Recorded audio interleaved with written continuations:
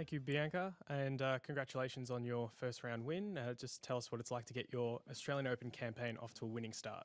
I think I played very solid today. Marie did pose a challenge, but I'm just very grateful with how I dealt with that challenge.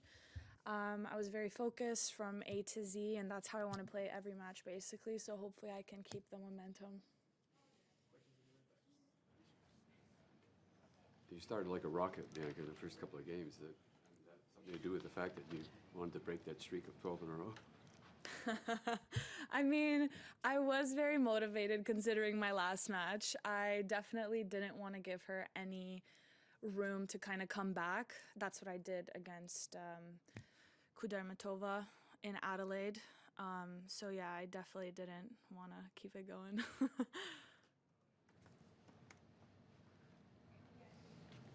Your reaction at the end was sort of pretty low key. Do you feel like you're getting to a point where these kinds of matches can be business as usual, or? Not necessarily. I feel like everyone now on tour is very, like the level is very balanced, I would say. It was kind of a relief because I was pretty nervous towards the end. So I guess it was a relief reaction. Like I wanted to show something more, but at the same time I couldn't. I was just super happy to kind of get through. Especially not being able to play in the second week of Adelaide, having this match under my belt hopefully will help me keep that momentum going, like I said, to the next matches. Well played, Bianca. From the outside, that looked like one of your best Grand Slam performances since 2019. How did it feel to you in those terms? Yeah, I think it was definitely very solid. Having these kind of matches really help with my confidence because it was kind of just very leveled throughout the whole match. There weren't any ups and downs, which can kind of happen in my matches. So I'm just very, very happy with how it turned out. Hi Bianca, congrats. Can you talk about your association with Christophe, your new coach, what he brings to you? And also he told us earlier that you understand a bit of French. Oh. Here we go again. He's exposing me. So if I don't speak French by the National Bank Open, it's because of my team. Because they both speak French, so if I don't, it's their fault. But he's great, he's hilarious, and also Jean-Pierre, I mean, they've known each other for like 30, 35 years. So the communication is really good, and that's really what I want in a team. And they make everything kind of relaxed and laid back because tennis can be very stressful. But Christophe is a great coach. He has a lot of knowledge, and he's coached me before, so he knows me inside and out, basically. And I feel like the past couple of years have been a bit hectic, so he's kind of just keeping things grounded and keeping things simple, so I'm really, really liking it. Hi Bianca, Tanuj from First Post.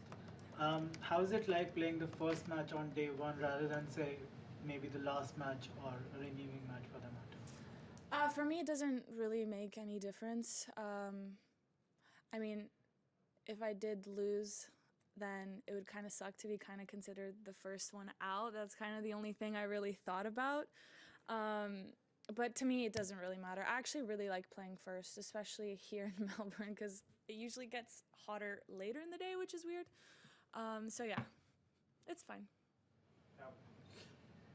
Bianca, you talked about nerves and relief there at the end. Where did that come from? Me just really wanting to win. At the end of the day, I want to win every match. I know that's not a reality. There will definitely be lots of losses, but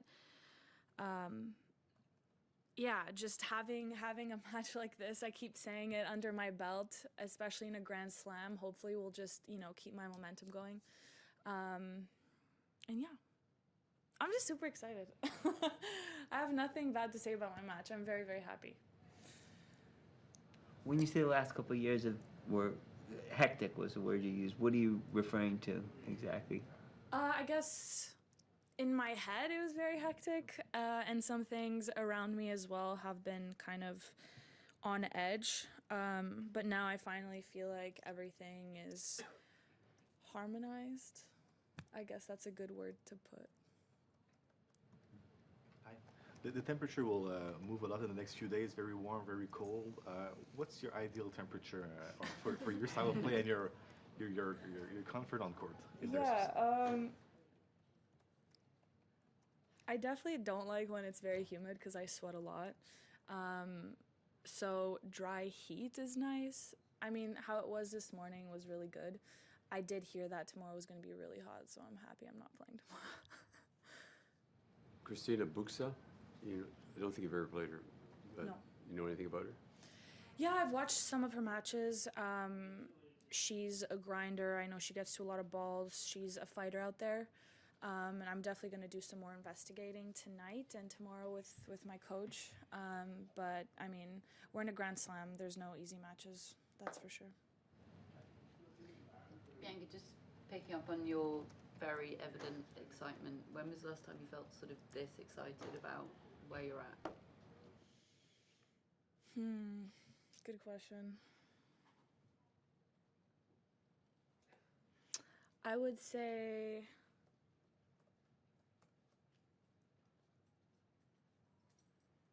Guadalajara. I really liked how I played my first round match.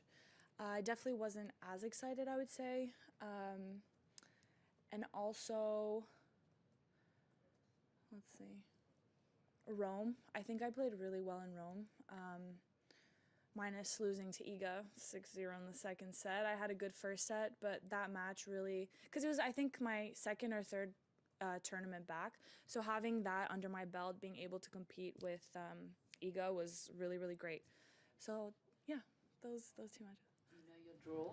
I don't want to give anything No, away. please don't tell me.